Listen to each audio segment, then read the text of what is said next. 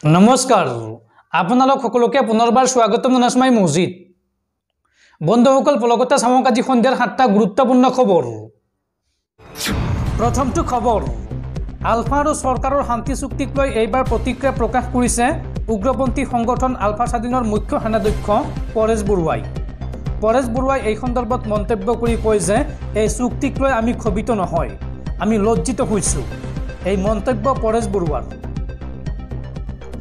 ডিসেম্বৰৰ 29 তাৰিখে ৰাজ্য কেন্দ্ৰ আৰু আলফাৰ মাজত স্বাক্ষৰিত হয় ঐতিহাসিক আলফা শান্তি চুক্তি এই চুক্তি সন্দৰ্ভত বিভিন্ন মহলত প্ৰতিক্ৰিয়া প্ৰকাশ পোৱাৰ মাজতে এইবাৰ মত প্ৰকাশ কৰিছে আলফা স্বাধীনৰ মুখ্য সেনাধ্যক্ষ পৰেশ বৰুৱাই এই সন্দৰ্ভত প্ৰতিদিন টাইমৰ কাৰ্যবাহী সম্পাদক খনিত কুমাৰ ভূঞাৰ সৈতে হোৱা টেলিফোনিক বাৰ্তালাপত বৰুৱাই কয় যে এই চুক্তি শুনি মই আচৰিত বিচলিত অথবা ক্ষোভিত হোৱা নাই কিয়নো জানো ইয়াৰ ফল কি হ'ব পৰেশ বৰুৱাই লগতে কয় যে অসমৰ বুদ্ধিজীৱীসকলে উদ্যোগ লৈ তেওঁলোকক আলোচনালৈ প্ৰক্ষেপ কৰিছিল আজি কোনোবাই এই চুক্তিক সমালোচনা কোনোৱে প্ৰশংসা কৰিছে কিন্তু তাৎপৰ্যপূৰ্ণ বিষয় সেই সময়ত মানুহবিলাকে জনা নাছিল নেকি যে যিসকল নেতাই এৰেঞ্জমেণ্ট কৰি জেলৰ পৰা বাহিৰ হৈ নীতি আদৰ্শ ত্যাগ দিছিল আলোচনাত বহিছিল তাৰ পাছত ৰাজনৈতিক সমাধান কেনেকৈ ওলাব নীতি আদৰ্শ বাদ দি আলোচনাত বহিলে সমাধান নোলোৱা স্বাভাৱিক এজন বিপ্লৱী নেতাই নিজৰ লক্ষ্য আদৰ্শ নীতি ত্যাগ কৰি তেনে পদক্ষেপ ল'ব যায় তাত ৰাজনৈতিক সমাধান সূত্ৰ নোলায় কালি চৌধুৰীয়ে কৈছে আমি পৰাজয় হৈছোঁ আমাৰ অগ্ৰজসকলে কৈছে যে সমাধান সংবিধানত পাবলৈ নাই সংবিধানত কি আছে সেই কথা নজনাকৈ তেওঁলোক আলোচনালৈ গৈছিল নেকি এই চুক্তিক লৈ আমি ক্ষোভিত নহয় আমি লজ্জিত হৈছোঁ এই মন্তব্য পৰেশ বৰুৱাৰ সমৰ্থন সন্দৰ্ভত তেওঁ কয় যে সমৰ্থন বুলি কোনো কথা নাই ৰাজনৈতিক সমাধান নাথাকিলে আমাৰ সমৰ্থন নাই অকল পেকেজ ল'লে কেনেকৈ হ'ব আমি নীতি আদৰ্শ ত্যাগ কৰা নাই আৰু কৰিব নোৱাৰোঁ আমি আলোচনাৰ ক্ষেত্ৰত আলফাক নিজা সংবিধান নিজা পতাকা বা অন্যান্য বিচাৰিব দিছিলোঁ কিন্তু তেনে একো নহ'ল আৰু ভূটানত নিখোজ হোৱা আলফাৰ সদস্য সন্দৰ্ভত চুক্তিত একো উল্লেখ নথকা সন্দৰ্ভত পৰেশ বৰুৱাই কয় যে ইহঁতে সুবিধা পাইছিল দাবী ৰাখিবলৈ কিন্তু দাবী জনাবলৈ নিজৰো শক্তি থাকিব লাগিব নীতি নাথাকিলে সাহসো নাথাকে চৰকাৰ আৰু আলফাৰ শান্তি চুক্তি সন্দৰ্ভত এই মন্তব্য কৰিছে আলফা স্বাধীনৰ মুখ্য সেনাধ্যক্ষ পৰেশ বৰুৱাই পৰৱৰ্তী খবৰ কেন্দ্ৰীয় চৰকাৰৰ বৃহৎ ঘোষণা দেশৰ দৰিদ্ৰ লোকসকলক ব্যৱসায় কৰিবলৈ কেন্দ্ৰীয় চৰকাৰে দিব 10,000 পৰা 50,000 টকালৈকে কেনেকৈ আৰু কোনে এই টকা লাভ কৰিব চাওঁ আহক ফুটপাথত দোকান দিয়াসকলে পাব 50,000কৈ টকা পদবতৰ ঠেলাত দোকান দিয়াসকলেও লাভ কৰিব 50,000 টকা 10,000 টকাৰ পৰা 50,000 টকালৈকে চৰকাৰে দিব ধন কোনো গেৰাণ্টি অবিহনে আপোনাক দিব এই ধন প্ৰধানমন্ত্ৰী স্বনিধি আঁচনিৰ অধীনত লাভ কৰিব এই ধন পদবতত দোকান আৰম্ভ কৰা সকলক প্ৰথমে দিব 10,000 টকা আৰু এই 10,000 টকা পৰিশোধ কৰাৰ পিছত দিব 50,000 টকা কোনে কোনে লাভ কৰিব এই ধন চাওঁ আহক চেলুনৰ দোকানী মুচি শাক পাচলি বিক্ৰী কৰা দোকানী ফল মূল বিক্ৰী কৰা দোকানীয়েও লাভ কৰিব এই ধন পদবতত খাদ্যৰ দোকান দিয়াসকলেও লাভ কৰিব এই ধন পদবতত চাহ বিক্ৰী কৰা সকলে পাব এই ধন আৰু কোনো গেৰাণ্টি নোহোৱাকৈয়ে মোদী চৰকাৰে দিব এই ধন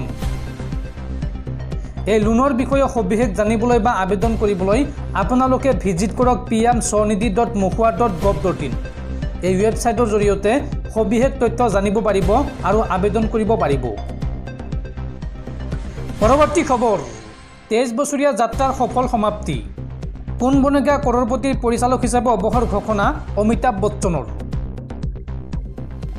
বন্ধুসকল তাৰপিছত 4 নম্বৰ খবৰটো জনোৱাৰ আগতে আপোনালৈ এটা সৰু ৰিকুৱেষ্ট যদি তেওঁলোকে এইটো ভিডিঅ'ত লাইক কৰা নাই তেন্তে প্লিজ এটা লাইক কৰি দিয়ক আৰু এনেকুৱা ধৰণৰ নতুন নতুন ভিডিঅ' পাবলৈ চেনেলটো ছাবস্ক্ৰাইব কৰি কাষত থকা বেল আইকনটো প্ৰেছ কৰি ৰাখক পৰৱৰ্তী খবৰ সাৱধান দেশত পুনৰ সংহাৰী ৰূপ লৈছে কোভিড-19 বিগত 24 ঘণ্টাত পুনৰ 743 জন লোকৰ দেহত ধৰা পৰিছে কোভিড-19 পজিটিভ দেশত পুনৰ সংহাৰী ৰূপ লৈছে কোভিডে বিগত 24 ঘণ্টাত 743 জন লোকৰ দেহত ধৰা পৰিছে কোভিডৰ অৱস্থিতি আৰু বৰ্তমান মুঠ কোভিডত আক্ৰান্ত লোকৰ সংখ্যা 3997 জনলৈ বৃদ্ধি পাইছে। দেশত দ্ৰুতগতিত সংক্ৰমণ হৈছে কৰোনাৰ নতুন ভেৰিয়েণ্ট JN.1 আৰু কোভিডক লৈ কেইবাখনো দেশে জাৰি কৰিছে জৰুৰী নিৰ্দেশনা। মহাৰাষ্ট্ৰতো ভয়ংকৰ হাৰত বৃদ্ধি পাইছে কোভিড আৰু তাৰ পিছতে সকলোকে সাৱধানতা অৱলম্বন কৰাৰ আহ্বান জনাইছে ভাৰত চৰকাৰে। পৰৱৰ্তী খবৰ, ৰাজ্যত পুনৰ গ্ৰেপ্তাৰ হৈছে বাংলাদেশৰ সন্দেহজনক জেহাদী। এইবাৰ লাহৰীঘাট আৰক্ষীৰ জালত পৰিছে 2 সন্দেহজনক বাংলাদেশী নাগৰিক। লাহৰীঘাটত আৰক্ষীৰ জালত বাংলাদেশৰ সন্দেহজনক জেহাদী। দক্ষিণ চেনিমাৰীত আত্মগোপন কৰি থকা অৱস্থাত আটক কৰা হৈছে 2 জেহাদীক। আটকাধীন জেহাদী দুটাৰ নাম ইছলাম মণ্ডল আৰু মুস্তাকিম। বাংলাদেশৰ ময়মনসিংহৰ বাসিন্দা জেহাদী দুটা আৰু বিগত 15 ডিচেম্বৰত বাংলাদেশৰ পাছপোৰ্ট আৰু ভিছালৈ প্ৰৱেশ কৰিছিল ভাৰতত। পৰৱৰ্তী খবৰ, টোলগেটক লৈ প্ৰকাশ পাইছে এক ভয়ংকৰ তথ্য। দেশত টোল টেক্স সংগ্ৰহৰ নামত সংঘটিত হৈছে এক বিয়াগুম বেমেজালি। কিয়নো বিগত এবছৰত যাত্ৰা নকৰাকৈয়ে অৰ্থাৎ টোলগেট পাৰ নোহোৱাকৈয়ে দেশৰ 1,55,000 বাহনৰ কাটিলে টোল টেক্স। শেহতীয়াকৈ প্ৰকাশ পাইছে এই তথ্য। যাত্ৰা নকৰাকৈয়ে 1,55,000 বাহনৰ কাটিলে টোল টেক্স। টোল টেক্সক লৈ ভয়ংকৰ তথ্য প্ৰকাশ পাইছে। টোল প্লাজা পাৰ নোহোৱা 1,55,000 জন লোকৰ বাহনৰ কাটিলে টোল টেক্স। হেল্পলাইন নম্বৰ 1033 নম্বৰত লাখ লাখ লোকে অভিযোগ দাখিল কৰিছে। ফাষ্টেগক লৈ প্ৰতিদিনে দাখিল হৈছে 2,400টাকৈ অভিযোগ আৰু ইয়াৰে 1,55,000 জনে বিনা যাত্ৰাই ভৰিবলগীয়া হৈছে টোল টেক্স। IHMCL কোম্পানীয়ে 2022-23 বৰ্ষৰ বাবে প্ৰকাশ কৰিছে এই তথ্য আৰু হেল্পলাইন নম্বৰত এবছৰত অভিযোগ দাখিল হৈছে 8,64,000।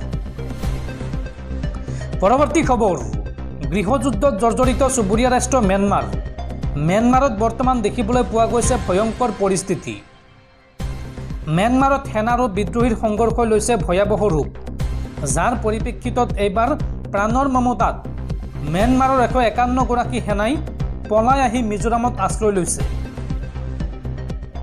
পৰৱৰ্তী খবৰ, পুনৰ মুম্বাই বোমাৰে উৰুৱাই দিয়াৰ ভাবুকি। এইবাৰ আৰক্ষীলৈ ফোন কৰি মুম্বাই উৰুৱাই দিয়াৰ ভাবুকি দুৰ্বৃত্তৰ। পুনৰ মুম্বাই উৰুৱাই দিয়াৰ ভাবুকি। এই ভাবুকি দি মুম্বাই আৰক্ষীলৈ দুৰ্বৃত্তৰ ফোন। মুম্বাইৰ ঠায়ে ঠায়ে ভয়ংকৰ বোমা বিস্ফোৰণৰ ভাবুকি। নামি পৰিছে ফোন কৰি ভাবুকি দিয়া দুৰ্বৃত্তৰ সন্ধানত মুম্বাই আৰক্ষী। উল্লেখযোগ্য যে কিছুদিন পূৰ্বেই ইমেইল যোগে ভাবুকি দিছিল দুৰ্বৃত্তই। মুম্বাইৰ 11টাকৈ স্থানত দিছিল বোমা বিস্ফোৰণৰ ভাবুকি আৰু কেন্দ্ৰীয় বিত্তমন্ত্ৰী নিৰ্মলা সীতাৰমণৰ পদত্যাগৰ দাবীৰে ভাবুকি দিছিল দুৰ্বৃত্তই। লগতে RBIৰ গভৰ্ণৰ শক্তিকান্ত দাসৰ পদত্যাগৰ দাবীৰে দিছিল এই ভাবুকি আৰু তাৰ পিছত এইবাৰ মুম্বাই আৰক্ষীক ফোন কৰি মুম্বাই উৰুৱাই দিয়াৰ ভাবুকি দিছে দুৰ্বৃত্তই।